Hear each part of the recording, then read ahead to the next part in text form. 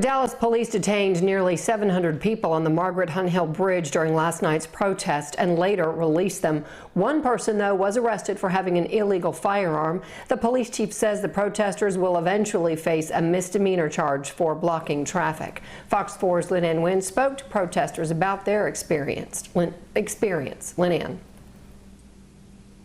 Heather, protesters I spoke to say once they got on the bridge, police boxed them in from both the front and the back, and they had nowhere else to go, eventually leading to hundreds being detained for hours. You could hear them doing the foam bullets, and then they dropped more tear gas. It was just, I could hear screaming. Everybody was like, get down, cover your head. Police and protesters had different descriptions for what took place on the Margaret Hunt Hill Bridge Monday night. Some would categorize it as chaos. I would say that is not true. That is absolutely not so. More than 600 people were detained after what started as a peaceful protest and march down Riverfront Boulevard. To the right of us, we had SWAT and cop cars blocking off paths.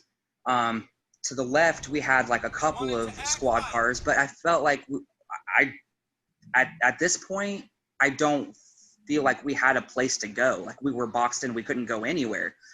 So we ended up turning a left onto the bridge. Protesters say they heard no commands except to keep moving, but Dallas Police Chief Renee Hall says they were warned about going on the bridge. We warned them.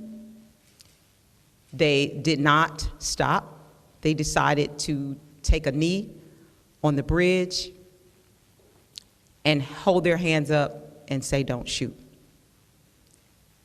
Again, no one should be surprised because my statement is, if you break the law, we will arrest you.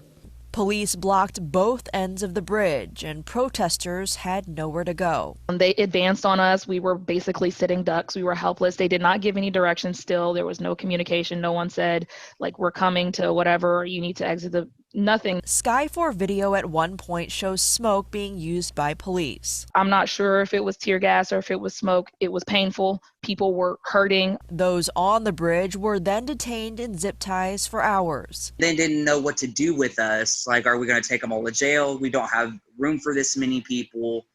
And then it was that's what was the longest process. I think they did not know what to do with us. Eventually, Chief Hall making the call to collect their information and give them at-large charges for blocking the roadway because of capacity issues at the jail.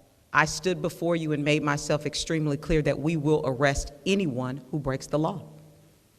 And although peaceful, the protesters broke the law. And Chief Hall went on to say that last night's situation was constantly changing and they did have to pivot at times. Meanwhile, protesters that I spoke to say they plan to take a break from protesting tonight after what happened last night, but it will not stop them from going to future protests and speaking out. Heather.